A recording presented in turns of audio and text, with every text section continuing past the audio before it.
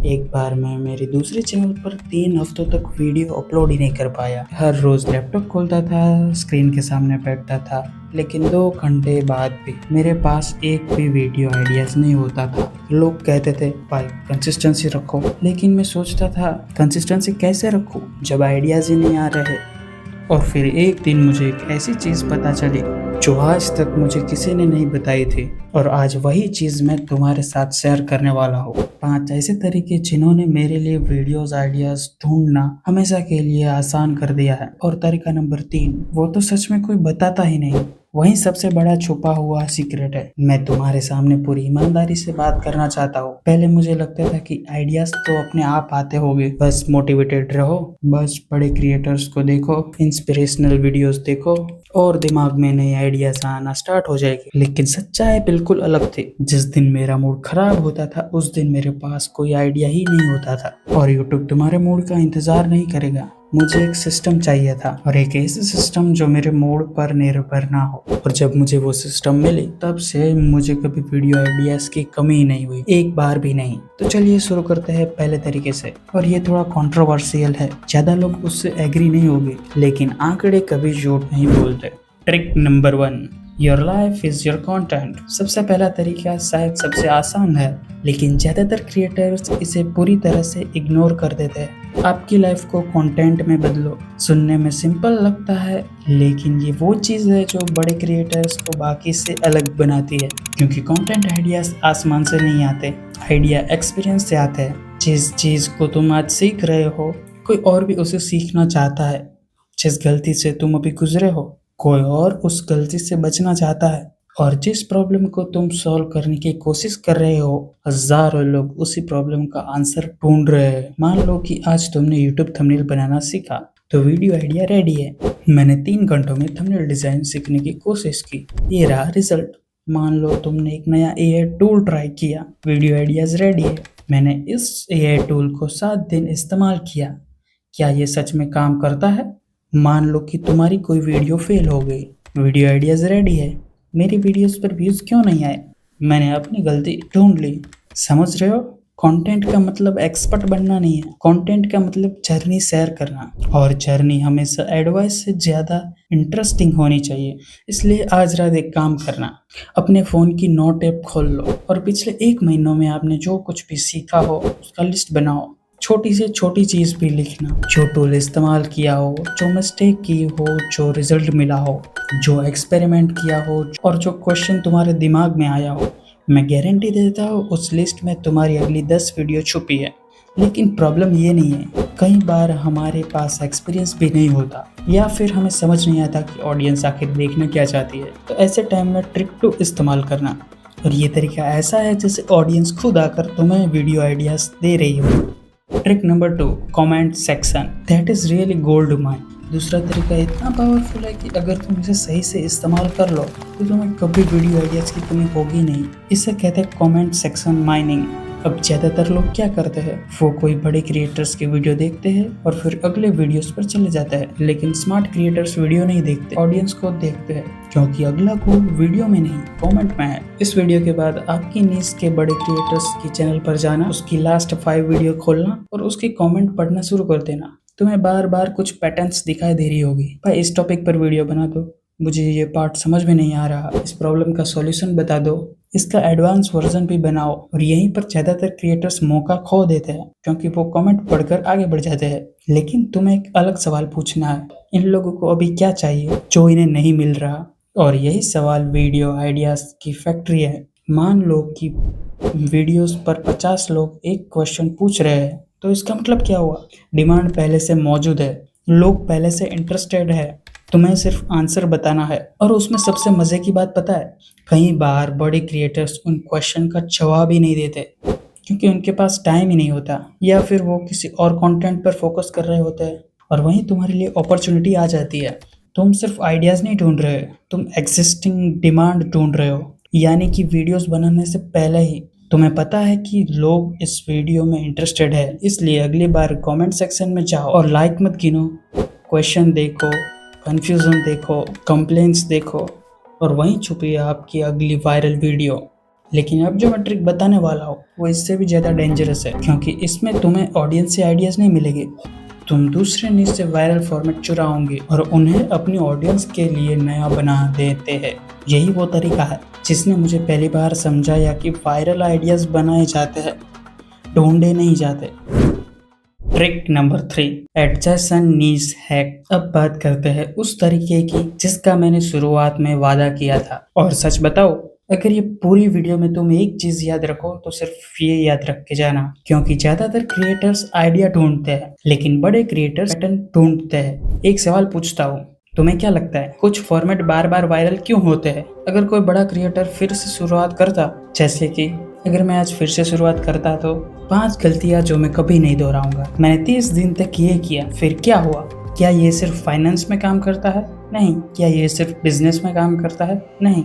ये human psychology पर काम करता है, और साइकोलॉजी नीश नहीं देखती। इंसान curiosity, transformation, fear, mistake, result पर क्लिक करता है। यही वजह है कि एक ही फॉर्मेट अलग अलग नीश में बार बार वायरल होता है।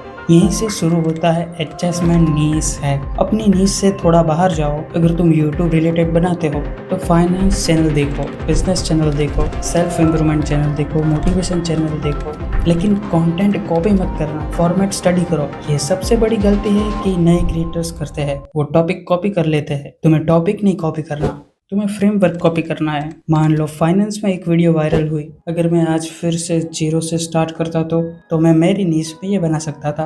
अगर आज मैं यूट्यूब 0 सब्सक्राइबर से शुरू करता तो टॉपिक बदल गया, ऑडियंस बदल गई, लेकिन इमोशन वही रखा, क्योंकि इमोशन ही व्यूवर्स लाता है। लेकिन जब भी तुम्हें लगे कि आइडियाज खत्म हो चुके हैं, अपनी नीश मत देखो, दूसरी नीश देखो, क्योंकि कई बार तुम्हारा अगला वायरल आइडिया तुम्हारी नीश के बाहर छुपा है। लेकिन अब सवाल आता है, कौन सा फॉर्मेट चुने, कौन सा टॉपिक हमारी ऑडियंस को सबसे ज्यादा हिट करेगा? इसका जवाब तुम्हें वायरल वीडियो में नहीं मिलेगा, तुम्हें इसका जवाब अपनी ऑडियंस के दिमाग के अंदर मिलेगा। क्योंकि जब तुम ऑडियंस के सबसे बड़े डर और सबसे बड़े सपने को समझ लो, तब आइडियाज नहीं ढूंढने पड़ते हैं, आइडियाज खुद दिखाई देने लगते हैं। Trick number 4, viewers fear.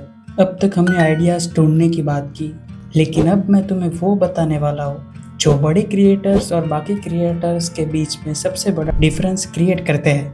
बड़े क्रिएटर्स टॉपिक पर फोकस नहीं करते, वो इमोशन पर फोकस करते हैं, क्योंकि लोग वीडियो नहीं देखते, लोग अपनी प्रॉब्लम का सॉल्यूशन देखते हैं, अपने फियर का आंसर देखते हैं, अपने ड्रीम का शॉर्टकट देखते हैं। इसलिए एक कागज उठाओ और सिर्फ 3 सवालों का जवाब लिखो। मेरी ऑडियंस का सबसे बड़ा डर क्या है, उनका सबसे बड़ा सपना क्या है, और रोज उन्हें किस बात की चिंता सताती है। अगर तुम्हारे पास इन 3 सवालों का जवाब है तो तुम्हारे पास सालों के वीडियो आइडियाज है। क्यों? क्योंकि प्लेटफॉर्म बदल सकता है, एल्गोरिदम बदल सकती है, लेकिन इंसान के सपने और डर बहुत धीरे से बदलते हैं, और व्यूअर हमेशा इमोशन के पीछे जाता है। जैसे कि मेरी ऑडियंस की बात करूँ तो वो है क्रिएटर्स। उनका सबसे बड़ा सपना है चैनल ग्रो करना, और उनका सबसे बड़ा डर है सालों मेहनत करने के बाद भी रिजल्ट ना मिलना। अब देखो क्या होता है, अगर मैं टॉपिक सोचूंगा तो शायद मुझे टॉपिक ना मिले। अगर मैं फियर की साइड से सोचूं तो आइडियाज अपने आप आने लगेंगे। जैसे कि ऐसी 10 गलतियां जो चैनल ग्रो नहीं करने देंगी। क्यों 90% क्रिएटर 100 सब्सक्राइबर पर रुक जाते हैं? आप मेहनत कर रहे हो पर व्यूज क्यों नहीं आ रहे? यूट्यूब छोड़ने का मन क्यों करता है? ध्यान दिया, ये वीडियोस के बारे में नहीं है,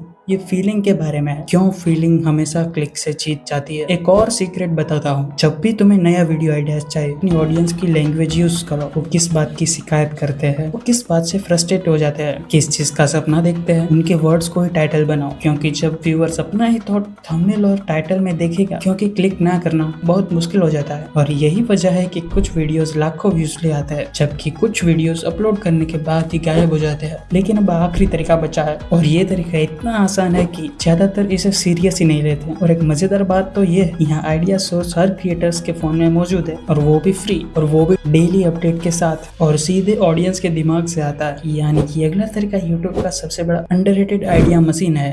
ट्रिक नंबर 5, सर्च बार। और अब आखिरी ट्रिक की बारी है, जो शायद इस पूरी वीडियो का सबसे आसान तरीका है। लेकिन अजीब बात यह है कि जितना आसान है उतना ही लोग इसे इग्नोर कर देते हैं, क्योंकि ज्यादातर क्रिएटर सोचते हैं उनके वायरल आइडियाज ढूंढना है, जबकि YouTube खुद उसे हर दिन उसी आइडियाज उसे दिखाता रहता है। YouTube सर्च बार खोलो, अपनी नीश का कोई कीवर्ड लिखो। मान लो कि मैं मेरी अपनी नीश का कीवर्ड लिखता हूँ YouTube ग्रोथ। अब उसके बाद कुछ भी लिखो, A लगाओ, फिर देखो, फिर B लगाओ, फिर देखो, और फिर C लगाओ, और फिर देखो।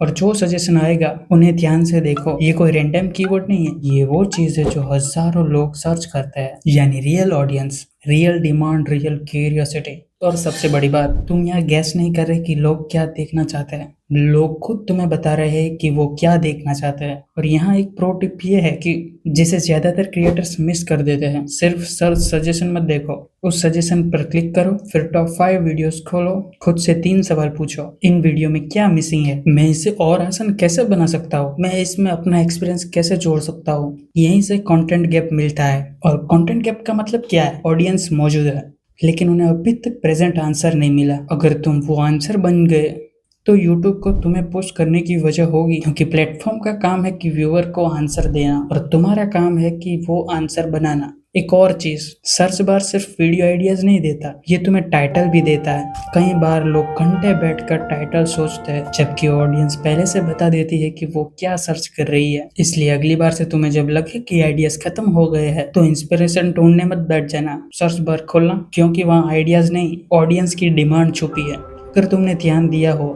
तो इन 5 तरीकों का एक कॉमन पैटर्न है। कहीं भी मैंने क्रिएटिविटी की बात नहीं की, कहीं भी मैंने इंस्पिरेशन का इंतजार करो वो नहीं कहा, क्योंकि सक्सेसफुल क्रिएटर्स आइडियाज का इंतजार नहीं करते, वो सिस्टम बनाते हैं। और जब तुम्हारे पास सिस्टम होना तो ब्लैंक स्क्रीन भी डरावनी नहीं लगेगी। यही वजह है कि कुछ लोग सालों तक वीडियोस अपलोड करते ही रहते हैं और कुछ लोग सिर्फ परफेक्ट आइडियाज का इंतजार करते हैं। तो सवाल ये नहीं है कि तुम्हारे पास आइडियाज है या नहीं, सवाल ये है कि क्या तुम इन 5 तरीकों में से किसी एक का आज से इस्तेमाल करने वाले हो, क्योंकि शायद तुम्हारी अगली सबसे बड़ी वीडियो यहीं कहीं छुपी है।